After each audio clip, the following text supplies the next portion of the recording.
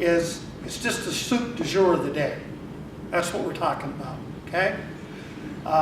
Drugs come and go. The demand continues to grow. That is our problem, and that's what we need to address. Now, I'm a law enforcement officer. I manage upwards of about 40 people in the Drug and Gang Task Force, and it's pretty easy for us to go out and make an arrest and say, freeze sucker, get up against the wall and put the cuffs on people and take them to jail. What we try to target is a little higher level. Go ahead, slide. This is our mission. Target drug trafficking organizations, street gangs involved in drug activity in an effort to reduce the availability and trafficking in Washington State and Snohomish County. And this is the most important part of this mission statement, is the last sentence. Thereby improving the quality of life in our communities. And that's what a lot of you are concerned with. You're concerned with when you go home that you don't have a drug house, a negative thing next door or down the street from you that has escalating crime aspects. Next slide. This is our website. You can go on this website and it'll give you info on drugs. You can report suspicious activity, and you can do it anonymously. And here's one of my major complaints about the public, and you're the public, is that you have a problem. And so you email us and you tell us about the problem. And you think it's enough information for us to act on, and it's not. And we can't get back a hold of you. So we don't get anywhere. So you can come back on the website, and sometimes the detective will post on there, hey, a key word, please get back a hold of me. This is my number, I'm working this case, and I need some additional information. And if you can do that, you can be more part of the solution.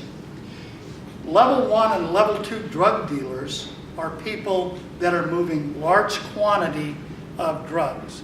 So I guess in the overall, if you kind of look at it, you know these big shipping companies that bring all the stuff in for TVs or whatever, and then they're divided out to 200 or 500 stores in the state of Washington. If we went after every one of those stores, we'd fill up the criminal justice system if they were committing criminal acts pretty quick. But if we go after that trucking company, we cut the supply off and we have more of an impact. So we're trying to be efficient with your tax dollars in how we attack things. That is what the major part of our detectives do. So I'm going to talk a little bit about that tonight. I'm going to talk a lot about the other side of what we do. The rubber bullet side, as a lot of cops call it. The warm, friendly side, if you can believe I have a warm, friendly side. I do. Write that down. Okay, this is one of our warm, friendly sides. It's our drug take-back program. It started about 8 years ago. I think we've taken in 36,000 pounds of unwanted medications out of people's medicine cabinets. I don't know how many of you know what the Healthy Youth Survey is, but that's a survey they give the kids in school, and when they ask them about where their drug habits start, a lot of them say out of the medicine cabinet. So I've been back to DC because we tried to get a bill passed in the legislature and we couldn't because it was against federal law. I partnered with Congressman Jay Inslee. I went back to DC, me and many others, and testified, and we got the law changed at the federal level so that different people could be involved in the reverse distributorships.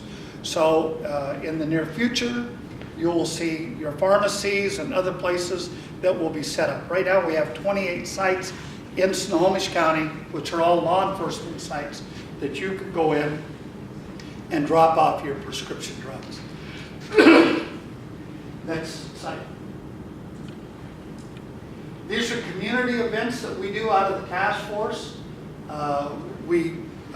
All the people in the task force which we have city, county, state, and federal law enforcement officers, prosecutors.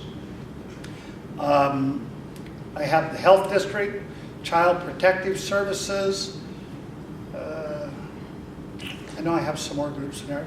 A lot of them, anyhow, we all gather together, bring food in or donate money, and we do donations at Thanksgiving and at Christmas time. We try to be part of the community also. Next slide. This is a backpack program that we partnered with State Patrol and got backpacks for kids. I think they had, there was a shoe entity, that I won't give them a plug because I was told I couldn't, that puts $50 gift cards in there so the kids can get new shoes. Some of the kids that we come across, it's the first pair of new shoes they've ever had. Get the appropriate clothing and a teddy bear or some cuddly little animal that they can be next to. Next slide. These are our nuisance houses. Right now, we have over 400 that we're working throughout Snohomish County. And I'll try to describe a couple for you.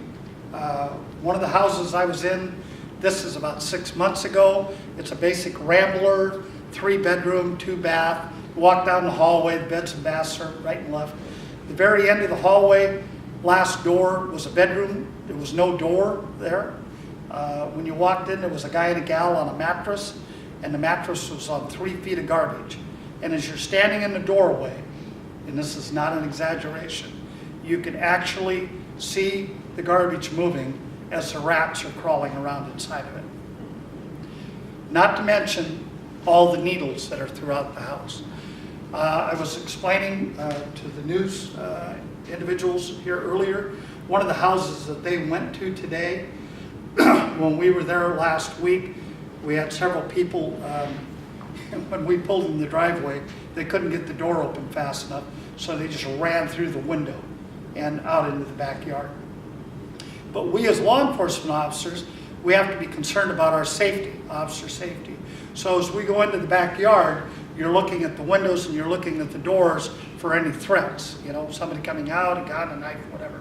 At the same point in time, it brings me back to my days in Vietnam, where I've got to look at the ground because there's needles all over the ground and human feces all over the ground. So it's very dangerous in those regards. So, and these are plentiful throughout Snohomish County. So we go to these locations. I have 2 detectives, and when we go to these locations, again, we take all these other resources with us. And we're not there to arrest people. We're there to see, why are you living like this? What's going on? Do you need some help? Can we get you into treatment? Can we show you where you can get the needle exchanges so you can take these needles and bring them in and drop them off? Or get one of the entities that we work with to bring a sharps container. For those of you who don't know what a sharps container is, it's a plastic box that you can securely drop a needle into, and it won't harm anybody after that, okay? So we try to work these programs and work with these individuals, these homeless people. And the homeless people are fairly aggressive when you contact them. And they're aggressive because most of the time when they see law enforcement, we're not there to say Merry Christmas, Happy New Year. We're not there to buy them lunch or give them good news. We're there to tell them they got to pack their stuff and move on, okay? So once we get past that with them, we've had great success in moving the people on into some service and breaking that cycle. Other than that, if you have a problem in your neighborhood, I can tell you we'll solve the problem. Can't tell you how long it'll take us to solve it, but we'll get it solved. The problem is when we solve your problem, we cause somebody else a problem because it just moves down there. Next slide. Some more nuisance houses. This, the top right corner, you can see how the neighbor feels about what's going on next door. That his place is a meth-free zone, so don't come over here. We have a lot of that. And we've actually had some very good people, very good neighbors, get themselves in trouble because they got tired of it and they tried to attack the issue themselves. And they can't be law enforcement officers. Next slide. More nuisance houses. Northwest Auto Recycler in one place came in and dropped a drop box, so at a rate for the people, and then all the neighbors got together and came over and helped clean the place up. And we'll have that happen quite often. When we have an abandoned house that squatters are in and we get them moved on, all the neighbors will come in and board the house up and move on from there. Next slide. This is a house that was boarded up, and all of this out here in the lower left-hand corner, that's all diapers and other household garbage that's being burned and dumped in the ground. And this is the ecology side of what we do in law enforcement, because that's damaging our environment. So we work with the ecology people to address those issues at the same time. Next slide. Okay, heroin enforcement. Here, before I move on, because I'm here for you, and I'm an old cop, I've been in this business a long time, so I can stand up here for hours, tell you all kinds of stuff, but might not answer any one of your questions. So, does somebody have a question they want to ask so I can kind of kick this off? Yes, sir. You started your neighborhood program with Sergeant Uri, or No. Uri? No, I started the neighborhood program with Lieutenant Palmer and me, working on a house, and then we brought Detective Chitwood in later, and then as we got to talking to people, we said, geez, you know, maybe we need to get some services. We brought Catholic Community Services in, and for the people to do evaluations, get people off into treatment, and it went on from there. But we were only doing it one day a week. The program was successful. The sheriff picked up on that program and brought a sergeant in, and now has 2 social workers and 2 deputies working that program. And but they're working strictly the homeless encampments, which I didn't even show you any of those up there. Yes, sir. Your mental acuity seems really sharp. Of how many people have you put in these rehab programs, and how many people have been? Yeah, you can have. Okay. How many people have you put into these rehab programs, and how many have come out successfully? Well, with HIPAA, when one of the things that happens, I'm a cop, okay? So I come and I say, what's your first name? Eric. Eric, are you having problems? I am. Do you want some help? I need some help, yeah. Okay, you want some help. Okay, Sylvia over here, she works for Catholic Community Services. She wants to talk to you and see what she can do. Sylvia, come on over here. Hey, Sylvia. Okay. You can use my information all you want, as long as it helps me. Here's what happens. They don't say anything, because Sylvia's standing here and I'm standing here. So we have more success with Sylvia. Here you go. We step back out of the picture, I mean many, many feet away, and they can get down to the nitty-gritty of what their problem is. Because this person, for Sylvia to help this person has to say, I'm using heroin 5 times a day, and I'm using methamphetamine, and I've got this issue, and I've got these, maybe they've been sexually assaulted, you know, maybe they have other issues going on. And so Sylvia has to take that information and then go back and get a group of people to work with each program. But then the person has, how much money do you have on you? I don't have any money. Okay, so we have to get you over here where you can get a voucher, and then with that voucher, you can go to the Department of License and you can get an ID card, and then with the ID card, I can take you over here and get you an evaluation, and then after you've been evaluated, then we can see where you fit into the cycle of where we can get you into treatment. And most of the time when we get them into treatment, it's not here in Snohomish County. It's King County or out of the state, because we just don't have enough beds here. So to answer your last part of your question, I don't have an answer, because when that person, Eric, talks to this person, after they go into treatment, that's HIPAA. So I can't say, well, I want weekly reports on Eric, how he's doing. I can't do that. So have we wound up getting people into treatment twice? I'm sure we have. Have we got people into treatment and they failed? I know we have. One of them, I went to their funeral, which was a pretty good indication that we failed. So how do you track the taxpayers' money that's spent on this? Well, you're paying me to be here right now, okay? Your salary, So, yeah. okay, you're paying my salary. So that person that's homeless, if they're a problem in that neighborhood, and then they're a problem in that neighborhood, and they're a problem in that neighborhood, you continue to pay for first responders, law enforcement, and firefighters to respond to them. But if we don't give them a Narcan pencil and they die of an overdose, then the problem ends, right? You could say that, Okay. okay? Me, I know one thing about death. People that die can't be treated. And I'll tell you something else I know, because I deal with them. The moms and the dads, and the husbands and the wives, and the brothers and sisters. And they want us to do whatever we can. And they're out of options. So we're doing what we can. So our funds are unlimited? No, they're not unlimited. In fact, that is one of the issues tonight. Yes, ma'am. I'm just wondering, you said when you get people to try to send them to treatment, a lot of them maybe to King County. How short of treatment are we? We have 16 beds. And what's the demand? Well, we have an 800,000 population, and I'd say probably right now in Snohomish County, if I said we had 4,000 addicts, I would be woefully under, you know. But it depends on when you talk about an addict, we have a lot of people that are addicted to drugs, that have to have their drugs, and we have a lot of people that are utilizing the drugs to just dumb themselves down for the situation they're in. Yes, ma'am. Did you have a question? Oh, I'm sorry. Yes, ma'am. I've worked in the field of chemical dependency and mental health contracting for the last about 10 years. And so I can speak to does everyone make it to treatment successfully? No. Do some people make it to treatment successfully? Absolutely. And for every person that makes it successfully, you have impacted an entire family system. You've impacted our community resources that are not being spent on extra emergency room, police, other systems that come in and just try to clean up the mess, if you will.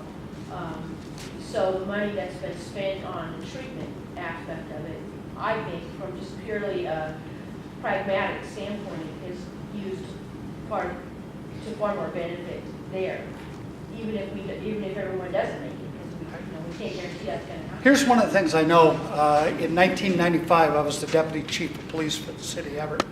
And myself, a Superior Court judge, Snohomish County deputy prosecutor, and an Everett city attorney traveled to Los Angeles.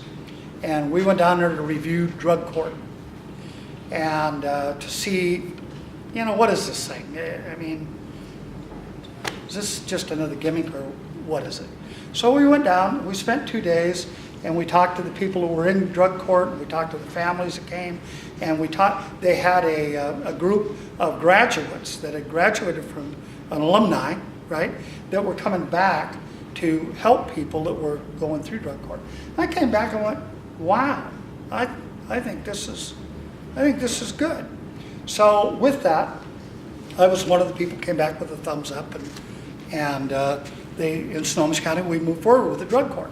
And I think it's been very successful. And I sat on drug court as part of the group for a year and a half. And then all my lieutenants sit on drug court. And currently, I have one of my operational sergeants sits on drug court. I think there's about, right now, I'm just going to ballpark, so please don't hold me to the numbers, but about 125 people in drug court, somewhere around there, 110, 125. And I think our success rate with drug court is in the high 80% range. But here's something else that I found that was really kind of neat about drug court, is a lot of times people go into drug court and they have families. And so drug court, you got to go through the 12-step program, right? You have to learn that. All human beings, when they learn something, they want to share it. That's a natural progression. So here we have people that are in drug court and they've made it through the first phase and they went on to the second phase. So what happens in the second phase is if they have family at home, which most do, they start applying what they learned in the first phase to their own family. So they're passing it down. Now, here's the other thing. I think everybody in here is going to agree one of our major issues is that we have a parenting problem that's caused a lot of these challenges. So here we have people that probably do not have the skill set to be a parent. And now they're in phase 3 of drug court and they're struggling. And they have a counselor. And the counselor says, what's going on? And they say, well, Cindy Lou and I are having a tough time at home because she's doing this. And I just yell at her. And the counselor says, well, don't yell at her. You know, I want you to try this. And gives them tools to be a parent and handle that. So we're getting much more, it's the domino effect, or maybe how Reagan would say it, trickle-down economics. We're having a bigger impact, kind of what you were talking about, young lady. So kind of from there. Yes, ma'am. I grew up in my early age in Los Angeles, and it was in the 40s and 50s, and my brother, 5 years older than me, went into marijuana. He was 15, and marijuana led into heroin. Well, marijuana, and you're going to find people that are going to argue both sides. I am not pro-marijuana, but the people, the public passed this law. But here's something I want to give you a little education on. You talk about marijuana. It's not really marijuana. People smoke marijuana that want to get high for delta-9 tetrahydrocannabinol. That's one of the cannabinoids that's in marijuana. And there's about, depending on who you want to believe, somewhere between 111 and I think 144 cannabinoids in marijuana. And I think they know what about 60 or 70 of those cannabinoids will do. When I first came into law enforcement, and I worked undercover narcotics in 1973, the marijuana that we were taking off the streets, the THC, delta-9 content, was under 2%. The stuff we're taking off the streets now that is flowering is somewhere between 22 and 36%. And then we have the HBO extraction labs, which we get a lot of calls on because people think people are manufacturing methamphetamine. And we haven't had them, well, we just had a box lab, so I got to take that back now last week. Other than that, we haven't had a lab in 3 years. But you take butane and you take marijuana and you force it into a vessel, like a big piece of pipe, and you force butane through it, and it will wash out the delta-9 tetrahydrocannabinol. But it comes out somewhere in, depending on how good you are at doing what you're doing, 85 to 98% pure BHO. And then that product is infused into brownies, cookies, drinks, whatever, and much more of an impact. That is where the problem. Now I've debated people where they've told me there's absolutely no way you can be addicted to marijuana. Can't happen. And marijuana, to everybody's best knowledge, has never overdosed anybody and they died. Okay? But when you have a college kid that has eaten a bunch of cookies and smoked a bunch of marijuana, and it's all THC, and he gets on top of a 9-story building and tries to fly off, what did he die from? He died from the fall, right? But he was high when he went off. So I'm not going to get into the debate on what marijuana does or doesn't do, but yes, sir. You're going to have to come up here and speak up because I can't hear you. So law enforcement are going to these nuisance camps, and there's minors and children at these camps. What are the CPS or Child Protective Services? What's their role in bringing children out of danger, or law enforcement when there are minors? When we go into a place where there's cannabis and there's kids, again, we call a CPS worker in, and as I was explaining to Eric here, same thing. That's a private conversation between the parent and the CPS worker, and we step back. And if the CPS worker at the end of the interview goes, grab the kids. Okay, we grab the kids. Marijuana, you know, again, we have all these different cannabinoids, and the individuals that utilize marijuana because they're taking chemotherapy and they can't keep their food down. Now, I mean, I don't, anybody wants to deprive anybody of something that's going to help them survive. But delta-9 tetrahydrocannabinol is not the cannabinoid that helps in that.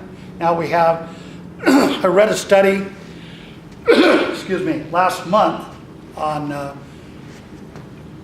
think it was epilepsy. A kid was having 500 seizures a day, and the kid started using marijuana on an edible process and reduced them to 3 seizures a day. So if my own personal opinion, if we as a society and a federal government have made any mistake at all, it was not rescheduling marijuana to a Schedule II drug so that there could be more investigation on that drug. Right now it's a Schedule I. It's the same category as heroin, okay? And I didn't make that law, I just enforced the laws, okay? Any other questions? Hang on, before I go to you. Yes, I ma'am. don't know what you just, when you said it's the same schedule as heroin, I don't know what all that means. Well, you have Schedule I drugs, Schedule II drugs, Schedule III drugs. And the federal government schedules what a drug is. So when they schedule a Schedule I drug, it says it has no medical benefit. Okay. Okay. Yes, sir. Speak up. What are we doing to empower or to educate those who are already living around those nuisance camps, those neighbors, those people, so that they can identify or they can better serve themselves in protecting themselves and protecting and empower those around them so that they can get out of these nuisance camps or find services? Are there any kind of programs out there to educate the public? Well, we have, the Snohomish County Human Services has a program, they have some outreach. We do these kind of meetings, okay? If we go to a neighborhood, we'll tell the neighborhood if you want to organize and have a coffee clutch, 2 neighbors or 25 neighbors, I don't care. I'll come in and we'll talk to you and kind of give you some resources. We advocate for a site called Nextdoor. I don't know how many of you in here have heard of Nextdoor, okay? I don't know how many Nextdoors we have in Snohomish County, but that's a good way to get information out and do stuff. There's only so much. I mean, my role, my responsibility, I'm way over here on this side on helping these people. But a lot of the houses, these nuisance houses that we go to, a lot of them for CPS or the health district or code enforcement to go to on their own, it's dangerous. It's dangerous. These people they don't come out and say hi, okay? They're not what you call friendly. So for us to go in there as a team, and you as the public, as a taxpayer, you're getting more bang for your buck because you're getting one-stop shopping when we go in there and get some stuff taken care of. Any other questions? Yes, sir. Does fentanyl affect the effectiveness of naloxone? Well, the fentanyl, and I'll get into the naloxone in a minute, we don't know, okay? Because fentanyl is a synthetic heroin, and there's more, I'll never get it right, so please. Fentanyl, okay, which is a synthetic opiate that's used to treat elephants. It's 10,000 times stronger than morphine. And we have that on the streets here in Snohomish County. So when we first went to the naloxone program, it had 2 megs. The new ones that we're issuing are 4 megs. We've had people that have went down that we've given them double doses before we brought them back. But I'll talk a little bit more of that when I get into naloxone. Any other questions? Of the ones that you know that you've brought them back, have they continued their criminal careers after that? Some have, yeah, I know. But again, we don't track it, you know. And this is a deal where I assisted in writing part of the grant through HIDA, which is a high-intensity drug trafficking area, to get the funding to fund this project and work with Human Services and the Health District. So again, we got to be really, in this day and age, and I wish it was more open. I wish I could answer your question, you know. But again, I got to tell you something. I know where you're going. And I had a cop once that walked up And we were in the naloxone training. And he goes, why are you doing this? I said, what do you mean? And he's got a lot of chevrons on his sleeve. Not as many as I've got, but he had a lot. And he says, it's a self-resolving issue. Why don't you just let it go? And I said, okay. I knew he lived up in North Snohomish County. I says, tonight, when you leave here, you're going to go home, aren't you? He said, yeah. I said, okay, you're driving across the Hewitt Avenue trestle. You see this car in front of you. And this car's kind of going like this a little bit. Not enough to light him up and stop him, but obviously this person's distracted, right? Yeah. So now you hit I-5. We're northbound and down. You get up on the Snohomish River Bridge, and this person slams it in park, drops out the sea anchor, jumps out of the car, runs to the rail of the bridge. Now every one of you in here have your own visualization of what's going to happen next, okay? And my question to him was, are you going to stop and get out of your car? And he goes, of course. I said, are you going to go help that person? And he started to answer. I said, wait, are you going to go help that person? Or are you going to say, are you a heroin addict? And if they went, yeah, are you going to get back in your car and drive off? He goes, well, no, I wouldn't do that. I said, then you're wrong. Let me answer your question. I'm 14 years law enforcement from San Francisco, bike patrol officer 5 years. I've helped hundreds of homeless people try to get off the streets. I've watched them die on my beat. Yeah. I've been in shootouts with drug dealers. I've killed drug dealers. We have 2,000 people that have jumped off the Golden Gate Bridge. When they jump, they don't jump facing towards people, facing into the city. They jump facing outward. I see the heroin drug problem, and we're here because drug court and all these other solutions aren't working. So that's why I'm so down on as far as the Narcan pens, because you guys aren't documenting, your successes and your failures, but you're coming to us for more and more money. No. I'm not coming to anybody. What You're I'm your doing, bosses. you and I have had this conversation.